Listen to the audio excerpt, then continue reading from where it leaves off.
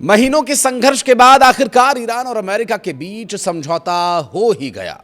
America के राष्ट्रपति Donald Trump और ईरान के राष्ट्रपति मसूद पेजेश्कियान ने डिजिटल माध्यम से ईरान अमेरिका समझौता ज्ञापन यानी मेमोरेंडम ऑफ अंडरस्टैंडिंग साइन कर दिया है। समझौते के बाद ईरान का पहला बयान सामने आ गया है। ईरान की सरकारी समाचार एजेंसी इरना के मुताबिक ईरान विदेश मंत्रालय के प्रवक्ता इस्माइल बघई ने कहा कि दोनों देशों के राष्ट्रपतियों के साइन के साथ इस्लामाबाद समझौते के मसौदे को अंतिम रूप दे दिया गया है।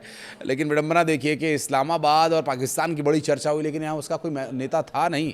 अब देखने का समय यह है कि इस समझौते को जमीन पर कैसे लागू किया जाता है। इस दौरान फ्रांस के राष्ट्रपति इमैनुअल मैक्रों वहां मौजूद रहे। ट्रंप के बाद ईरानी राष्ट्रपति मसूद पेजेश्कियान ने भी ईरान से इलेक्ट्रॉनिकली साइन करके युद्ध खत्म करने का ऐलान कर दिया है।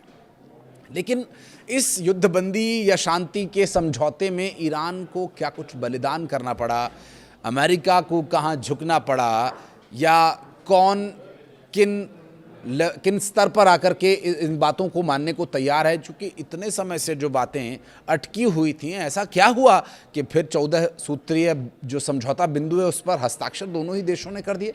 नमस्कार, मैं हूं आशीष त्रिपाठी, आपके साथ बात करेंगे इसी मुद्दे पर। समझौते का ऐलान भारतीय समय के मुताबिक सुबह गुरुवार 5:30 बजे कर दिया गया और यह तत्काल प्रभाव से लागू भी हो चुका है। और इस समझौते के तहत ईरान और लेबनान में मिलिट्री एक्शन खत्म किया जाएगा। स्ट्रेट ऑफ होर्मुज दोबारा खोल दिया जाएगा।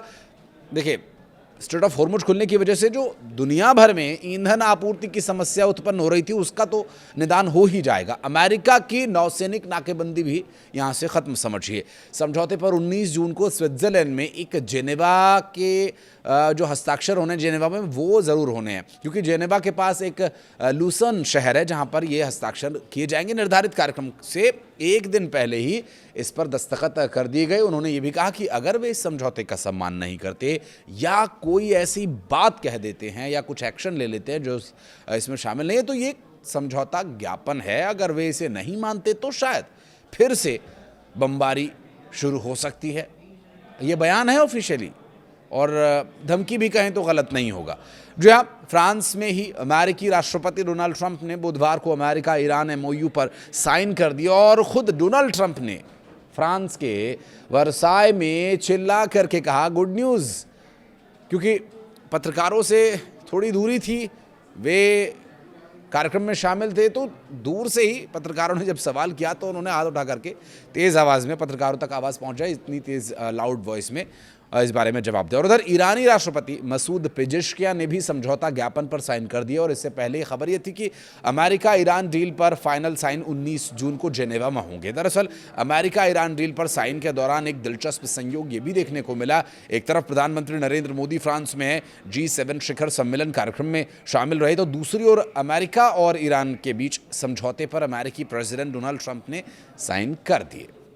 अमेरिकी प्रेसिडेंट डोनाल्ड ट्रंप ने ये साइन तब किए जब वे फ्रांस में ही मौजूद थे, और ये कदम दोनों देशों के बीच करीब 4 महीने से जारी तनाव और सैन्य टकराव को खत्म करने की दिशा में उठाया गया बड़ा कदम माना जा रहा है।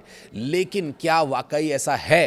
क्योंकि जिस तरह 14 सूत्रीय बिंदु स्थापित किए गए हैं, देख करके नहीं लगता कि ईरान कभी इस पर अमल करेगा। किन्हीं परिस्थितियों में ईरान को इस तरह से राजी किया गया होगा, क्योंकि ईरान का प्रशासन भले ही इस पर अपनी हामी भर दे या देश के नागरिकों का भला चाहते हुए देश दुनिया में शांति देखने के लिए वो भले ही कुछ बातों पर समझौता कर ले, लेकिन जो प्रॉक्सीज हैं वो शायद ये बात कभी ना माने।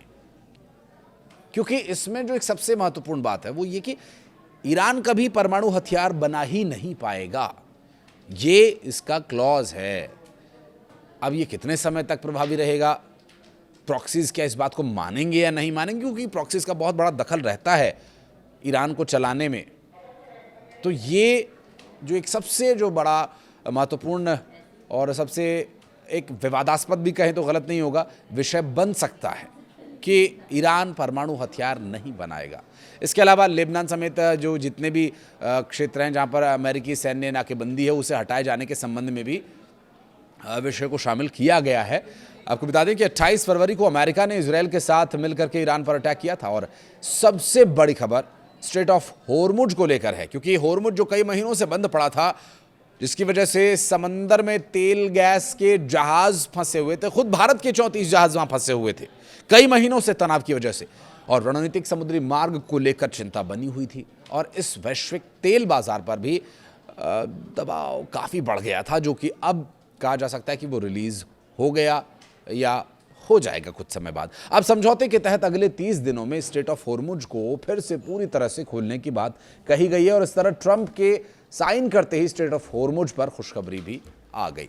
होर्मुज खुलने से अंतर्राष्ट्रीय स्तर पर जो या अंतर्राष्ट्रीय बाजारों में जो तेल की आपूर्ति सामान्य होने के बाद उसके दाम नियंत्रण में आएंगे, उससे ज़रूर उन देशों को लाभ मिलेगा जो इस रूट से आने वाले ईंधन का इस्तेमाल करते हैं, और ऊर्जा बाजार में स्थिरता लौट सकती है। भारत समेत कई देशों को इसका सीधा लाभ मिलने वाला है।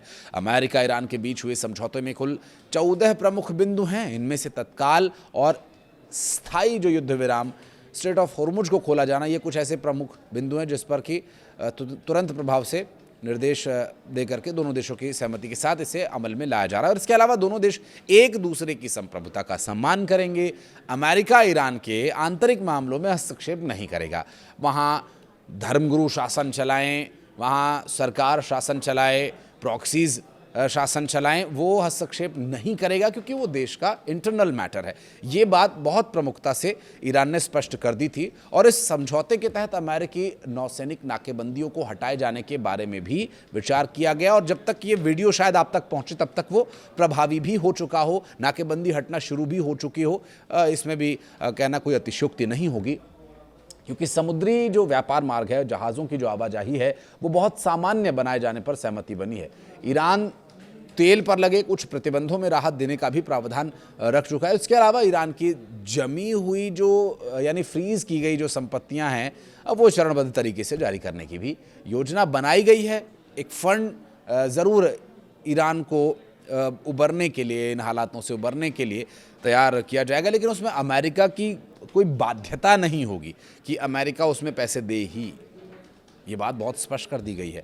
लेकिन वर्तमान परिस्थितियों को देखते हुए ज़रूर कहा जा सकता है कि ईरान और अमेरिका के बीच हुए इस समझौते का कोई दूरगामी परिणाम देखने को मिले, और आने वाले निकट भविष्य में